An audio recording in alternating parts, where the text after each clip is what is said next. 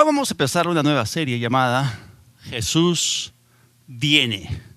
Y en esta primera parte tendremos una introducción. Jesús viene. ¡Qué tremenda afirmación! Porque es una afirmación. Y qué necesaria afirmación, sobre todo en este tiempo. Miren, siempre que nos enfocamos en Jesús, en su palabra y en su obra, sabemos que estamos hablando acerca de soluciones, de respuestas, porque en Él siempre tenemos resultados y, por supuesto, la victoria. Ahora, todos nosotros sabemos cuánto ha cambiado nuestro mundo en estos 2 años. Y miren, una serie de eventos predichos por la palabra de Dios, tales como pestilencias, terremotos, guerras y rumores de guerras, están precipitando nuestro planeta hacia el destino al cual señala o apunta la Escritura. Nosotros sabemos esto porque Jesús mismo lo anunció. Allí en Mateo 24, los versículos del 3 al 8, la Escritura dice, estando él sentado en el monte de los olivos, sus discípulos se acercaron a él aparte y le dijeron, dinos, ¿cuándo sucederán estas cosas? ¿Y qué señal habrá de tu venida y del fin del mundo? Respondió Jesús y les dijo, miren que nadie les engañe. Porque muchos vendrán en mi nombre diciendo, yo soy el Cristo, y engañarán a muchos. Oirán de guerras y rumores de guerras. Miren que no los turben, porque es necesario que esto acontezca. Pero todavía no es el fin. Porque se levantará nación contra nación, reino contra reino, habrá hambre y terremotos por todas partes. Pues todas estas cosas son principio de dolores. Miren, con respecto a los acontecimientos, eventos y sucesos de los últimos días, nosotros ya sabemos, porque Jesús nos lo dijo, que debemos guardarnos de 2 cosas puntuales. En primer lugar, de no alarmarnos o turbarnos. Y la segunda, de no dejarnos engañar. Así que en esta serie yo quiero traerles a ustedes paz a sus vidas, suministrarles la verdad de Dios, porque el príncipe de paz está casi ya a la puerta. Así que estas 2 cosas, paz y verdad, son la solución ante la turbación y el error que nos rodea. Por eso, la mejor forma de combatir el error es la presentación positiva de la verdad. La Biblia nos lo dice, que no seamos vencidos por lo malo, ni tampoco por la turbación, ni tampoco por el error, sino más bien venzamos con el bien de la verdad y la paz, el mal. Nosotros sabemos que el estudio de la palabra de Dios produce en nosotros fuertes convicciones. ¿Y qué cosa es la fe? La fe es una certeza, es una fuerte convicción. Y eso es lo que trae seguridad y confianza a nuestras vidas. Ahora, en este año 2022, lo que estamos viendo parece ser una aceleración en el cumplimiento de la palabra profética de Dios. Y miren, ante estos eventos alarmantes y atemorizantes, la gente se pregunta, ¿a dónde va a terminar a parar nuestro mundo? Y no es raro hoy escuchar gente hablando acerca de una escalada hacia un conflicto nuclear o hacia la Tercera Guerra Mundial.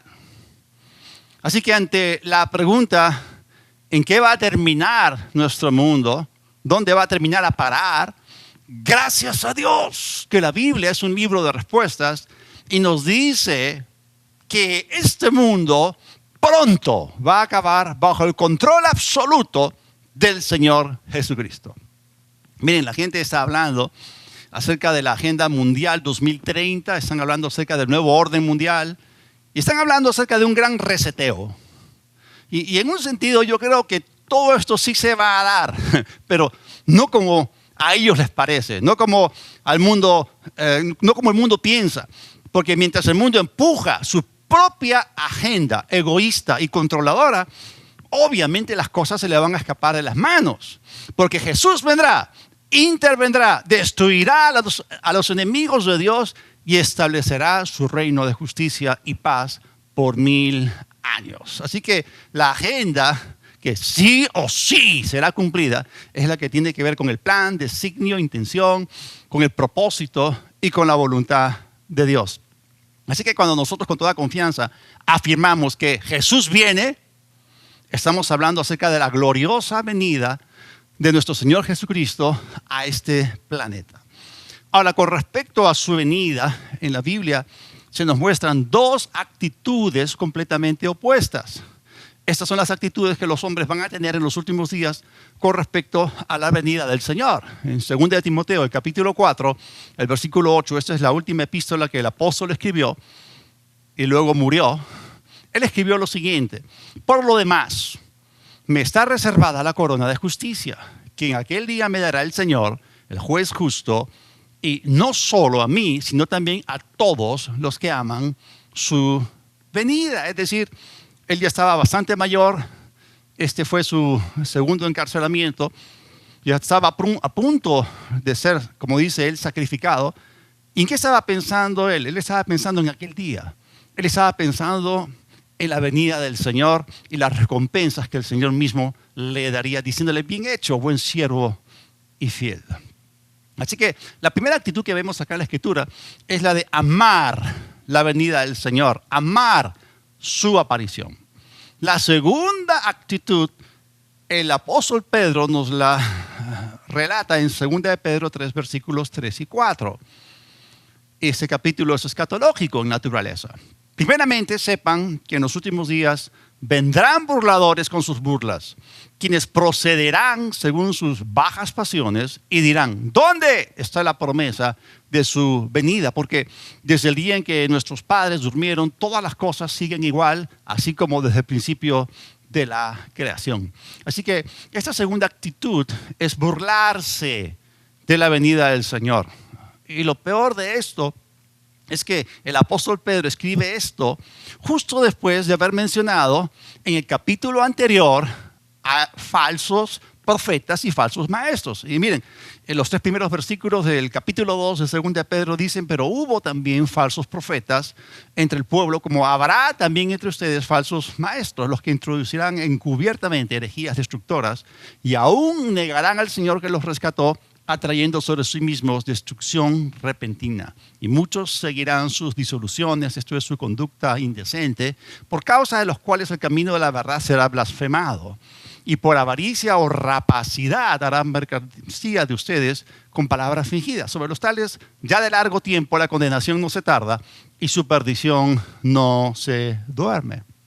Entonces vemos cómo Pedro conecta los puntos y nos dice justamente que estas personas, estos falsos profetas y falsos maestros, en la actualidad se van a estar burlando de la venida del Señor. Yo los he visto. Se burlan del rapto. Yo los he oído. Y no saben lo que están haciendo. Escúchenme bien. Negar la venida del Señor es negar al Señor que viene.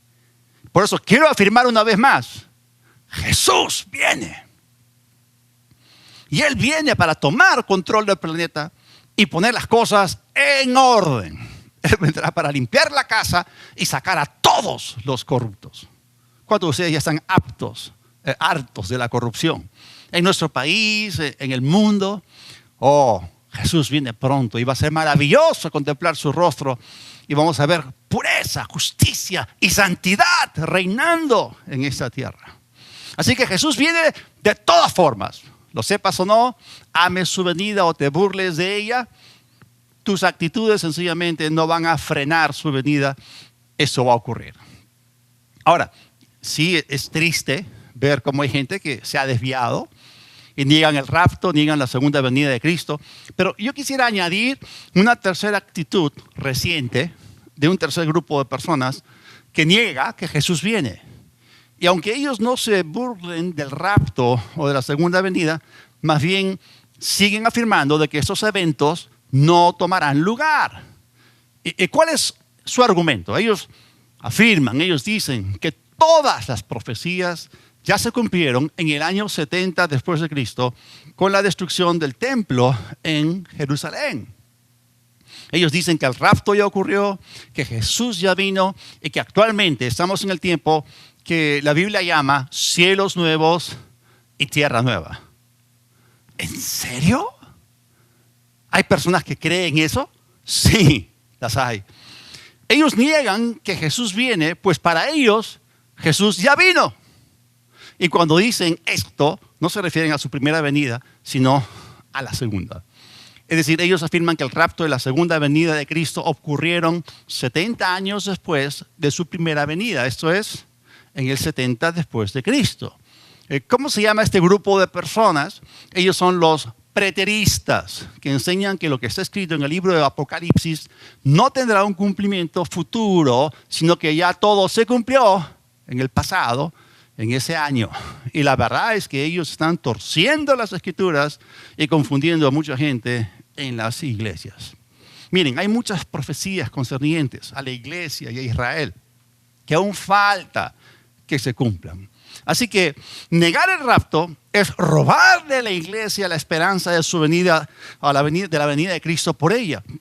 Y negar la segunda venida de Cristo es afirmar que el mundo seguirá bajo el sistema encabezado por Satanás.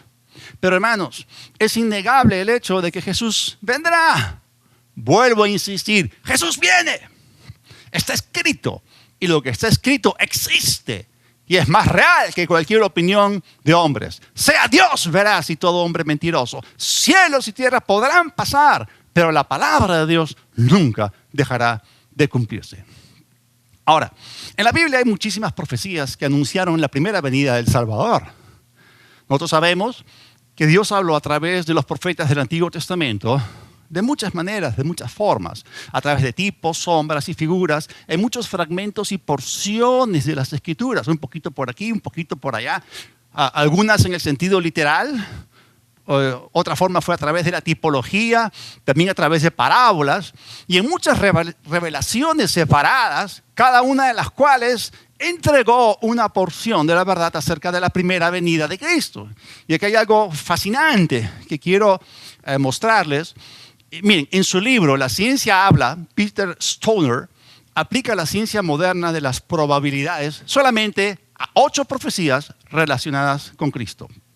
Él dijo, la probabilidad de que algún hombre pudiera haber cumplido todas esas 8 profecías es de 1 a 10 elevado a la 17ª potencia. Esto equivaldría a 1 en 100 cuatrillones. Stoner sugiere que si tomamos un número de monedas de plata equivalente a 10 elevado a la 17ª potencia y las colocamos sobre la superficie del estado de Texas en los Estados Unidos, ellas cubrirían todo el estado formando torres de monedas hasta una altura de unos 61 centímetros. Ahora, lo que él dice es lo siguiente: marquen una sola de todas esas monedas, luego revuelvan o mezclen todas las monedas, colóquenle una venda a un hombre y díganle que puede viajar hasta donde está, hasta donde quiera dentro del estado de Texas, pero que debe encontrar la moneda marcada en su primer intento.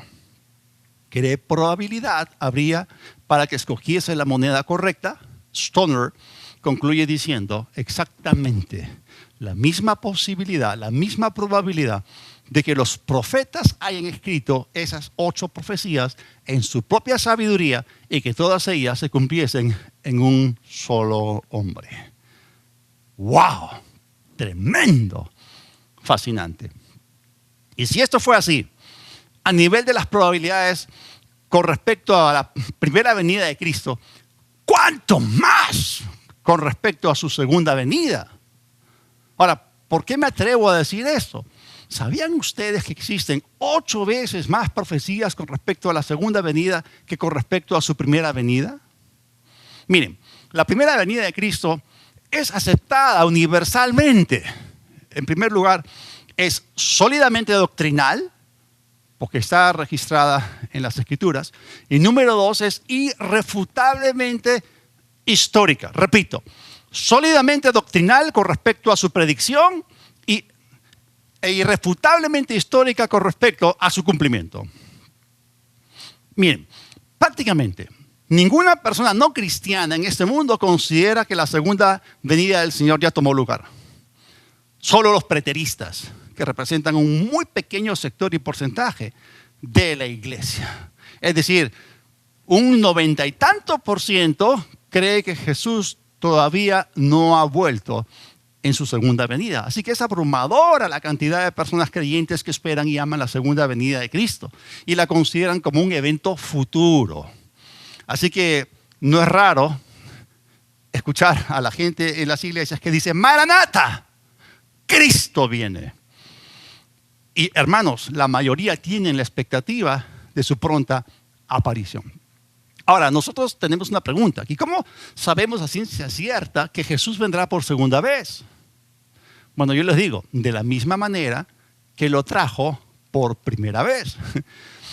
Necesitamos entender algo. Dios utiliza patrones y prototipos en cada cosa que hace. Dios respeta el calendario profético que Él estableció, el cual está ligado al calendario religioso judío que mandó a Moisés en los libros de Éxodo y Levítico, incluyendo todas sus fiestas solemnes. Miren, nuestro Dios es un Dios que toma en cuenta los aniversarios para dar cumplimiento a lo que Él ha prefijado. Y eso es parte del MO, esto es del modus operandi o la forma de Dios de hacer las cosas. Ese es el camino de Dios de hacer las cosas. Y miren la oración de Moisés en Éxodo 33:13. Ahora pues, si he hallado gracia en tus ojos, te ruego que me muestres ahora tu camino, para que te conozca y halle gracia en tus ojos. Y mira que esta gente es pueblo tuyo. Ahora, Moisés ya había sido testigo anteriormente de las tremendas obras y milagros de Dios. Él había visto la protección de Dios sobre Israel a través de las 10 plagas que cayeron sobre Egipto. Y él había presenciado la gran liberación del pueblo al cruzar el Mar Rojo. Él contempló la destrucción del ejército egipcio. Él vio la muerte del faraón.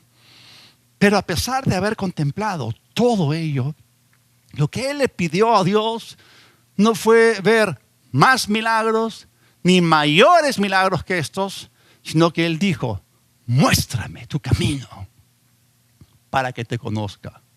Quiero conocerte, quiero conocer tus caminos. Y por eso el Salmo 107 dice que a Israel le notificó sus obras, pero a Moisés sus caminos. Miren, la gente espiritual no pide ver milagros primero. La gente espiritual busca primero los caminos de Dios. Y cuando tú conoces los caminos de Dios, entonces el poder de Dios será manifiesto. Pero lo primero es tener en nuestro corazón los caminos de Dios. Ahora, uno de los más consistentes hábitos de Dios es este. Él siempre predice lo que va a hacer. Y este es uno de sus caminos. Miremos lo que dice Isaías capítulo 46, versículo 10. Dios mismo está hablando y él añade diciendo que declaro, esto es revelo o anuncio, el fin desde el principio y desde la antigüedad lo que no ha sido hecho. Yo digo, mi propósito, eso es mi plan, mi consejo, será establecido, permanecerá y todo lo que quiero realizaré. Ahora, lo que en esencia Dios está diciendo aquí es: yo siempre voy a predecir lo que voy a hacer. Porque Dios opera por su palabra. Es decir, la palabra de Dios tiene poder creativo. Cuando Dios quiere hacer algo, Él lo dice. Dios crea todas las cosas por su palabra. Génesis nos enseña este patrón. Dijo Dios y fue así. Y Él creó el universo, creó la tierra, creó al hombre. Todo lo que está sobre la tierra, Él lo creó con su todopoderosa y omnipotente palabra, mediante la fe. Así que quiero mostrarles cuán importante y fundamental es este elemento de la predicción.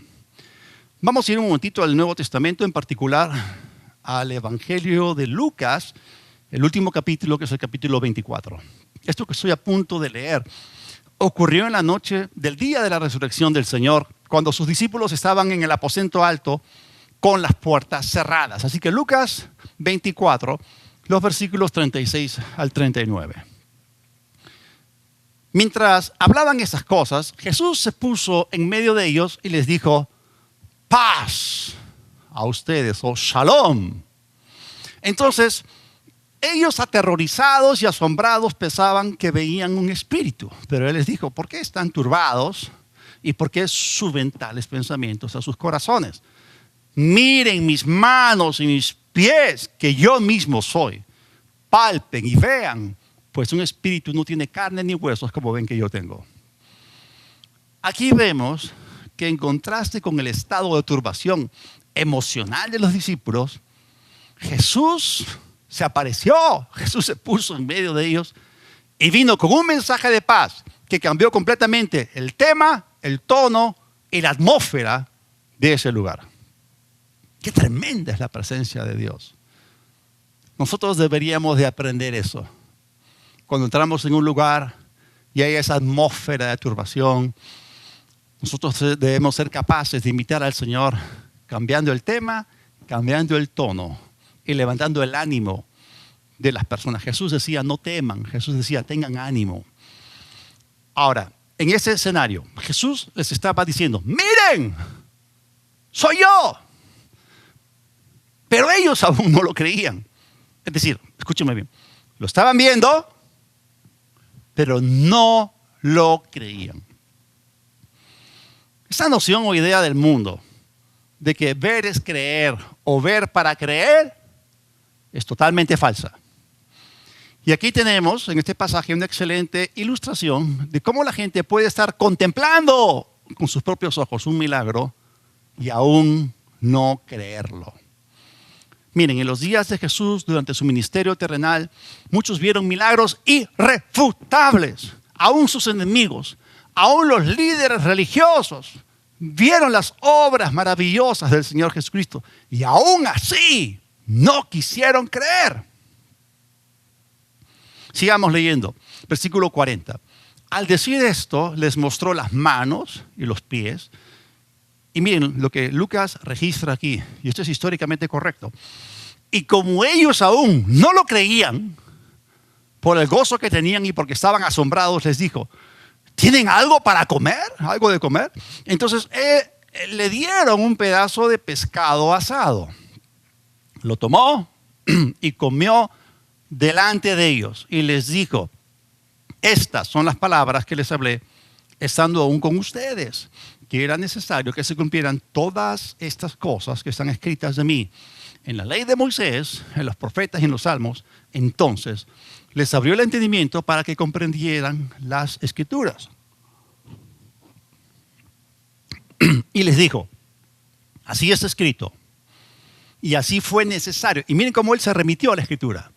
Así está escrito, y así fue necesario que el Cristo padeciera y resucitara de los muertos al tercer día. Entonces Jesús estaba delante de ellos y Jesús toma un paso adicional y les mostró sus manos, sus pies. Hermanos, las marcas de los clavos aún estaban ahí y permanecerán en su cuerpo glorificado por la eternidad como la evidencia de que Él es nuestro sacrificio. Hermanos, estas eran pruebas irrefutables de que Él había sido crucificado y que había resucitado. Ese pasaje es fascinante. Miren, ellos estaban mirando cara a cara al Cristo resucitado. Él estaba físicamente presente en ese lugar. Esta no fue una visión. Ellos lo estaban viendo con sus propios ojos físicos. Lo estaban oyendo con sus propios oídos físicos. Y aún fueron capaces de tocarlo, de palparlo con sus propias manos. Y luego Jesús toma un paso adicional en su proceso de persuadirlos. Y luego Jesús comió comida física delante de ellos. ¡Wow!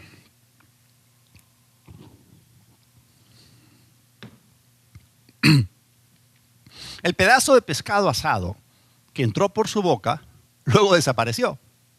Es decir, Él estaba física y corporalmente resucitado allí, en el mismo ambiente, en el mismo aposento alto cerrado con sus discípulos, y aún así no lo creían. Y aquí surge la pregunta, ¿cómo es que se arregla esta disonancia, esta carencia? Porque están viendo, están palpando, están tocando, pero aún no creen. Bueno, la Escritura dice, porque con el corazón se cree. La fe real es del corazón. El corazón es persuadido y convencido mediante la predicación de la palabra de Dios, no mediante lo que uno ve, palpa, toca, oye o huele. La fe viene por el oír y el oír la palabra de Dios. Y miren lo que el apóstol Pablo escribió con respecto a esto en 2 Timoteo 3:16. Toda la Escritura es inspirada por Dios y es útil para enseñanza. Y luego dice para reprensión, del griego elekos. Esto significa para prueba convincente o para persuasión. Luego dice para corrección y para instrucción en justicia. Miren la afirmación de la palabra de Dios. La palabra misma es útil para persuasión. La palabra es toda la evidencia que nosotros necesitamos. Lo que Dios utiliza para persuadirnos es su palabra. Por eso, hermanos, Él trabaja en nosotros para que le creamos. Él quiere llevarnos a un punto en que le creamos y Él persiste haciéndolo hasta que le creamos a Él. Él nos quiere en fe. Y la palabra es tremenda para ponerte en fe. Ahora, miren, el Evangelio de Juan es el más conocido probablemente. Y Juan termina este Evangelio con una afirmación poderosísima que nos muestra justamente parte de la utilidad de la Escritura, como nos escribió el apóstol Pablo, que la Escritura es útil para persuasión. Juan 20:31. Pero estas cosas han sido escritas para que ustedes crean. Ahí está. Lo que está escrito tiene la finalidad y el expreso propósito de ponernos en fe. Estas cosas, estas acciones, estos hechos, estos milagros, porque Juan dice que Jesús hizo tantos, pero tantos milagros, que si se escribiesen libros acerca de todos sus milagros, él pensaba que probablemente no iban a entrar en este mundo. Así que estas cosas han sido escritas para que ustedes crean que Jesús es el Cristo, el Hijo de Dios, y para que creyendo tengan vida en su nombre. Así que la manera mediante la cual Jesús convenció o persuadió a sus discípulos de la realidad de la resurrección fue llevarlos a las Escrituras. Y Él les expuso en las Escrituras todas las profecías que fueron dadas antes, las cuales predecían que Él sería primero maltratado, crucificado, que lo pondrían en la tumba de un hombre rico y que finalmente sería resucitado al tercer día. Hermanos, estos son eventos que tomaron lugar, pero escúchenme bien, todo esto que ocurrió fue primero predicho o profetizado. Y deseo que puedan captar esto, pues es fascinante. Pensemos por un momento en este tipo de cosas. Miren, tenemos aquí todas las acciones requeridas para obtener nuestra redención. O sea, cada elemento que era necesario que participase ocurrió, tomó lugar. Todas esas cosas sobrenaturales sucedieron delante de los ojos de los discípulos y aún así ellos fueron incapaces de recibirlas y creerlas. Más bien, fueron las predicciones o profecías de estos eventos las que hicieron posible que ellos creyesen, no el cumplimiento mismo, sino las profecías anteriores a los hechos que ellos contemplaron. Escúcheme bien. No es suficiente que Dios haga algo y luego tome el crédito por ello. A veces leemos en las noticias acerca de un atentado terrorista y por ahí leemos que ISIS se atribuye el crédito, ¿no?, o la autoría. Miren, Dios no opera como los hombres. Si es Dios, Él se atribuye el mérito antes que el evento ocurra. Ahora, escúchenme bien. La palabra profética de Dios es lo más importante y lo más seguro. Pedro habla acerca de la palabra profética más segura. A muchos les cuesta entender que la palabra profética de Dios es tan o inclusive más importante que su cumplimiento. Ahora, si tú sacas de en medio la palabra profética, la identidad de aquel que está detrás de todo no será revelada. Miren, es la profecía la que conecta a Dios con dichos sucesos. Y eso es exactamente lo que Jesús les estaba mostrando. Él les mostró el milagro y se los demostró con pruebas irrefutables. Pero escúcheme bien, fue la profecía lo que persuadió sus corazones, no el milagro mismo de la resurrección. Y por esta razón, el carácter de Dios es decirnos las cosas por adelantado. Jesús mismo dijo que el Espíritu Santo nos haría saber o nos anunciaría las cosas que habrían de venir, las cosas que iban a ocurrir más adelante. Él nos las adelanta. Ahora, ¿alguna vez ha revelado Dios las cosas venideras antes de que éstas ocurriesen? Por supuesto. Y lo ha hecho una y otra vez. Lo leemos en la Biblia. Y esto es consistente con su carácter y con sus caminos. Ahora, si miramos los eventos trascendentes de la historia, veremos revelado claramente este patrón. En primer lugar, vamos a mencionar a manera de ilustración el diluvio de Noé. Veamos la predicción. Génesis 6, 13 al 17. Este no es un evento insignificante. El evento del diluvio de Noé cambió la historia de la humanidad y nuestro mundo. El planeta físico experimentó muchos cambios físicos. Génesis 6, del 13 al 17. Dijo pues Dios a Noé: he decidido el fin de todo ser, porque la tierra está llena de violencia a causa de ellos. Y he aquí que yo los destruiré con la tierra. Hazte un arca de madera de gofer, harás aposentos en el arca y la calafatearás con brea por dentro y por fuera. Y de esta manera la harás de 300 codos la longitud del arca, de 50 codos su anchura y de 30 codos su altura. Una ventana harás al arca y la acabarás a un codo de elevación por la parte de arriba y pondrás la puerta del arca a su lado y le harás piso bajo, segundo y tercero. He aquí yo traigo. Y aquí está el evento predicho. Yo traigo un diluvio de aguas sobre la tierra para destruir toda carne en que haya espíritu de vida debajo del cielo. Todo lo que hay en la tierra morirá. Esta es la predicción. Ahora, cuando uno comienza a mirar el relato de lo que ocurrió previamente a este suceso, vamos a encontrar que hubo 3 señales para el diluvio. En primer lugar, aparte de que Dios se lo dijo a Noé, Enoc lo predijo. ¿Cómo lo hizo? Al nombrar profética e intencionalmente a su hijo Matusalén, porque su nombre, Matusalén, significa cuando muera, vendrá. Y bueno, sabemos que Matusalén fue el abuelo de Noé. Cuando Matusalén, el hombre más longevo, murió a los 969 años de edad, justo Noé tenía 600 años y ese fue el año en que cayó el diluvio. Así que cuando Noé vio la muerte de su abuelo Matusalén, él supo que era el tiempo en que el diluvio caería. Lo segundo es que los animales comenzaron a venir en parejas al arca.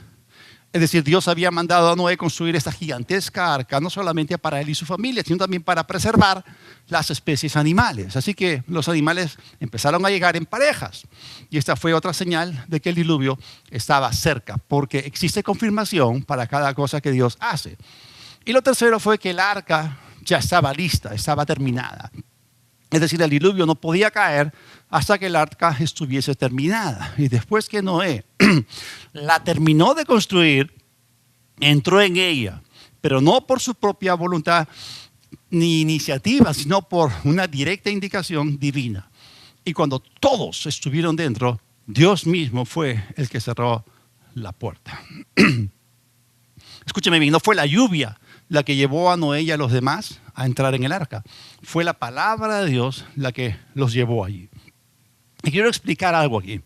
Sabemos que en tiempos difíciles hay personas que se acercan a Dios y lo buscan. Y es maravilloso. Pero no son los problemas ni las situaciones difíciles los que nos llevan a la fe en Dios. Es la palabra de Dios la que nos conduce hacia la fe. Es la palabra la que produce fe, la que trae la fe y la que edifica la fe. Así que fue la palabra la que convenció a los apóstoles de Cristo de que Jesús verdaderamente había resucitado de los muertos. Así que lo primero que tenemos es la predicción o la profecía.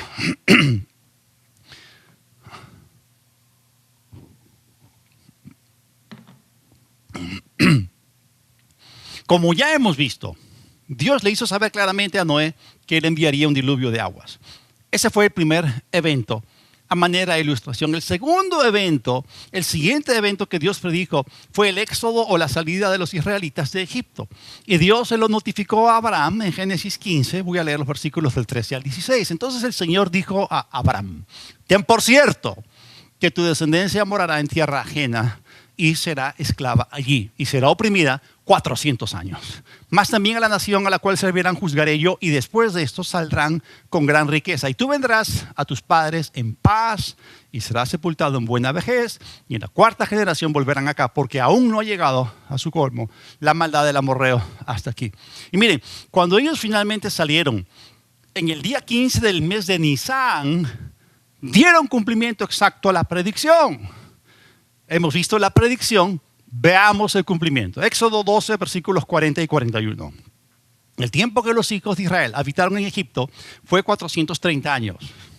Y pasados los 430 años, en el mismo día, todas las huestes del Señor salieron de la tierra de Egipto.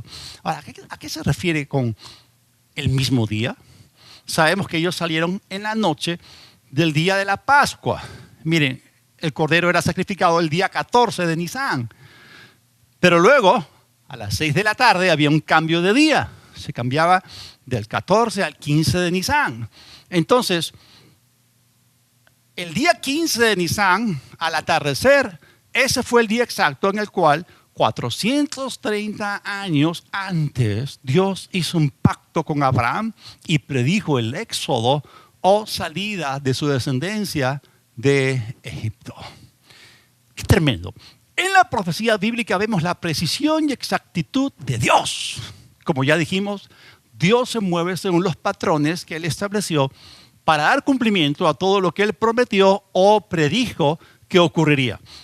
Ahora, vamos al tercer evento. El siguiente evento que podemos utilizar como ilustración de los caminos de Dios es la deportación del pueblo de Israel a la ciudad de Babilonia. Y fue el profeta Jeremías, en este caso, el que profetizó que dicha cautividad sería exactamente por un periodo definido de 70 años.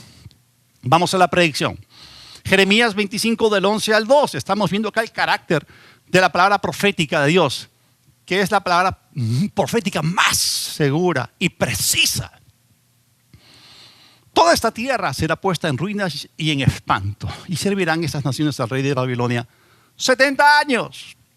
Y cuando sean cumplidos los 70 años, castigaré al rey de Babilonia y a aquella nación por su maldad, ha dicho el Señor, y a la tierra de los caldeos y la convertiré en desiertos para siempre. Hermanos, y esto se cumplió exactamente tal y como había sido predicho. Cuando Daniel leyó esta profecía, él empezó a orar por la nación, por la restauración de Israel, y lo que ocurrió fue que el ángel Gabriel se le apareció y le trajo la revelación de lo que se conoce como la profecía de las 70 semanas de Daniel, la cual aparece en Daniel capítulo 9.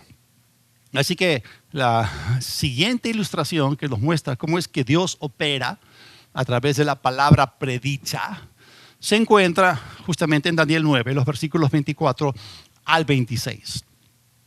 70 semanas están determinadas o cortadas o divididas sobre tu pueblo y sobre tu santa ciudad para terminar la prevaricación y poner fin al pecado y expiar la iniquidad, para traer la justicia perdurable y sellar la visión y la profecía y ungir al santo de los santos.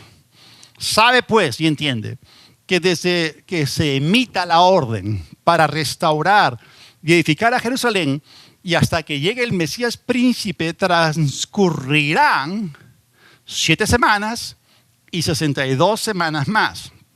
Y luego se volverá a reconstruir la plaza y la muralla. Serán tiempos angustiosos. Y después de las 62 semanas se le quitará la vida al Mesías, mas no por sí. El pueblo de un príncipe que está por venir destruirá la ciudad y el santuario, y su fin será con inundación, y hasta el fin de la guerra durarán las devastaciones.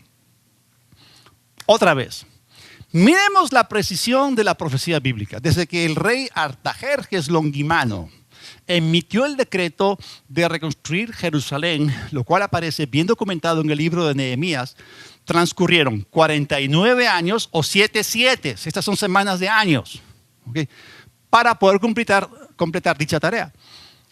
Y luego habla de un siguiente periodo, porque estas semanas están divididas.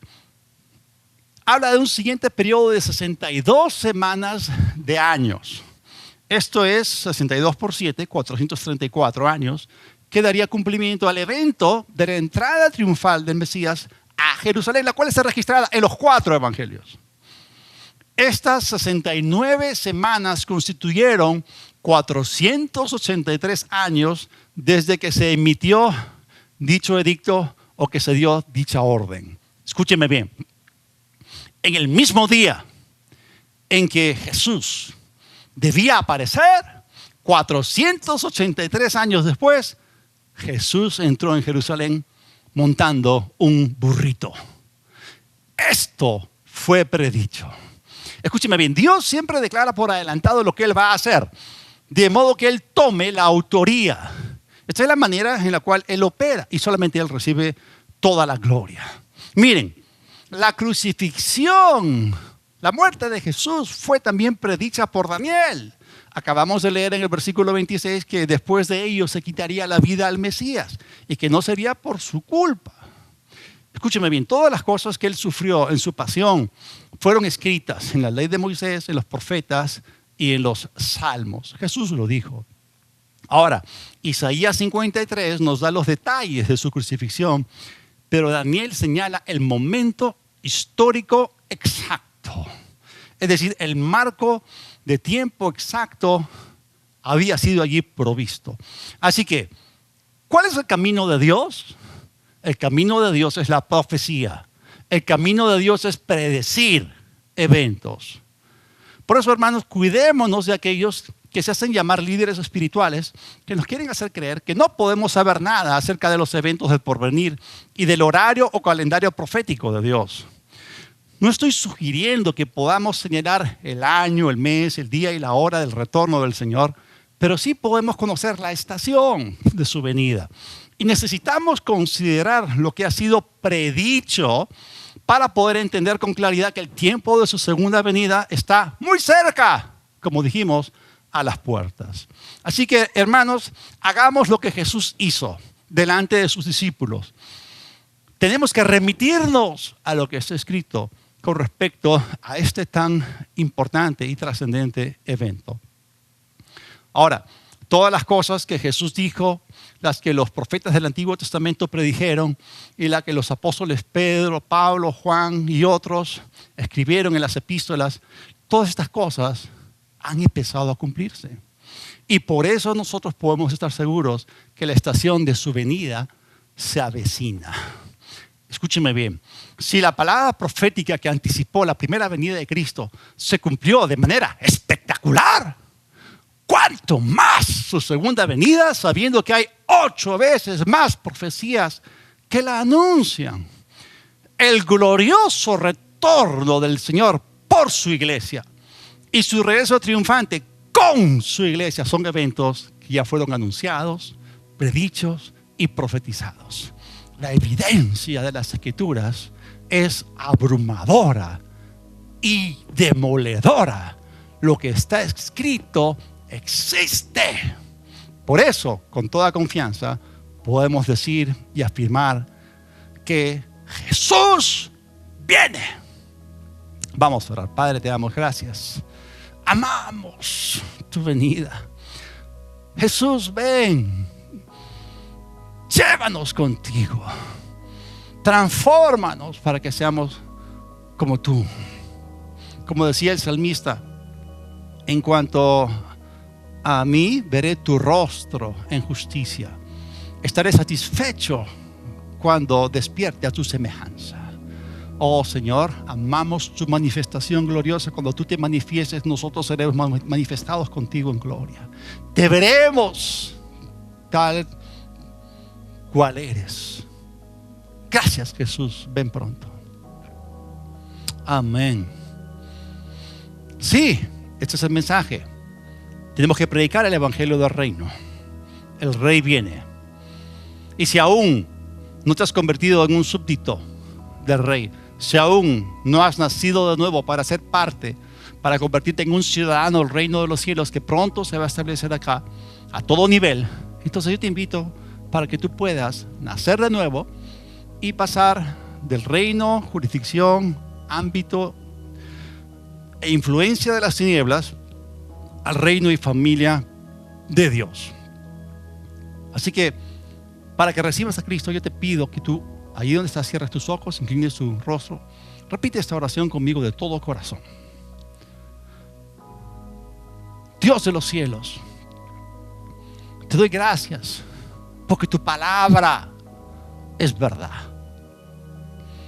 Jesús, reconozco que tú has venido y que tú has pagado el precio por mis pecados. Acudo a ti, me arrepiento de mis pecados, te pido perdón y creo que el Padre te resucitó de los muertos. Sé mi Señor, acepto tu perdón y tu salvación por la fe en ti. Gracias por el regalo de la salvación. Viviré para ti en el nombre de Jesús. Amén y amén. Para todos nosotros que estamos en Cristo, lo mejor está por venir. El libro de Hebreos revela a Jesús como lo mejor o como el mejor. Jesús viene. Que Dios los bendiga.